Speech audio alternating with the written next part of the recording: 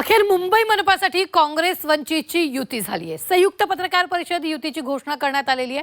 तर काँग्रेस प्रदेशाध्यक्ष हर्षवर्धन सपकाळ यांनी युतीची घोषणा केली। त्यामुळे आता या निवडणुकीत नवं राजकीय समीकरण पाहायला मिळणार आहे। पाहूया।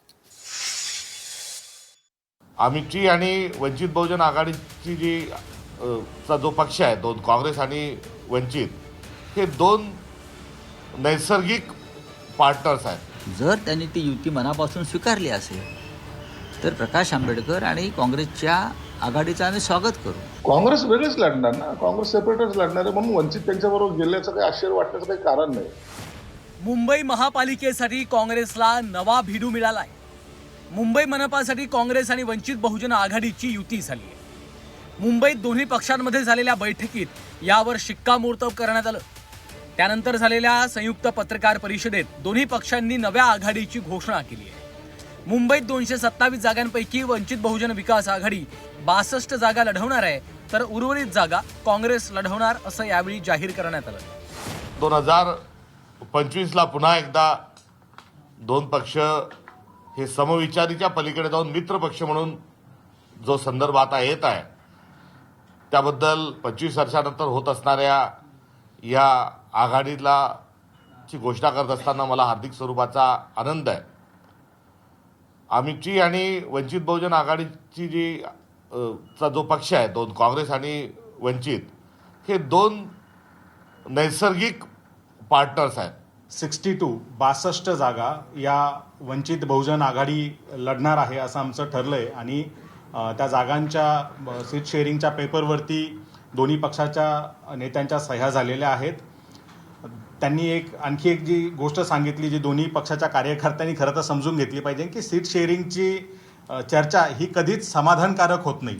कारण अनेक जागा हव्या असलेल्या आपल्याला दुसऱ्यांना सोडाव्या लागतात किंवा त्यांना हव्या असलेल्या या आपल्याकडे राहतात। हे दोन्ही पक्षांच्या बाबतीत घडतं।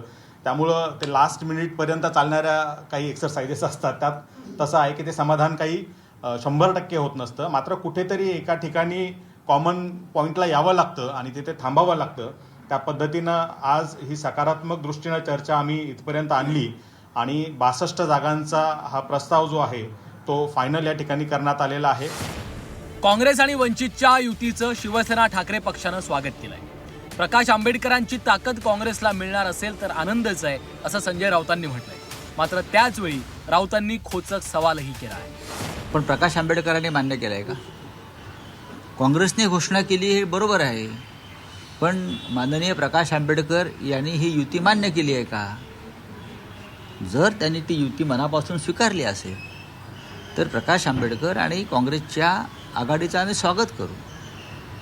प्रकाश आंबेडकरांसारखी ताकद जर काँग्रेसला मिळत असेल तर नक्कीच आनंद आहे। आम्ही लोकसभेला प्रयत्न केला, विधानसभेला प्रयत्न केला, पण आम्हाला यश मिळू शकलं नाही। ठाकरेंच्या शिवसेनेनं या युतीचं स्वागत केलं असलं तरी शिंदेंच्या शिवसेनेला या युतीमध्ये काही आश्चर्य वाटत नाहीये। शिवसेना नेते आणि मंत्री संजय शिरसाट यांनी यामध्ये काहीच आश्चर्य वाटत नसल्याचं म्हटलंय। काँग्रेस वेगळेच लढणार ना, काँग्रेस सेपरेटच लढणार आहे, म्हणून वंचित त्यांच्याबरोबर गेल्याचं काही आश्चर्य वाटण्याचं काही कारण नाही। आणि वंचितच्या नेत्यांनी पहिलं स्पष्ट केलेलं आहे की आम्ही कुणाबरोबरही युती करायला तयार आहोत। आगामी काळात होत असलेली मुंबई महापालिकेची निवडणूक आता चौरंगी होणार आहे। भाजप शिवसेनेची महायुती, ठाकरे बंधूंची युती, तर अजित पवारांची राष्ट्रवादी काँग्रेस स्वबळावर लढणार आहे। त्यातच आता काँग्रेस आणि वंचितच्या युतीची एंट्री झाली आहे। त्यामुळे मुंबई महापालिकेचं मैदान कोण मारणार हे पाहणं महत्त्वाचं आहे। ब्युरो रिपोर्ट, झी 24 तास।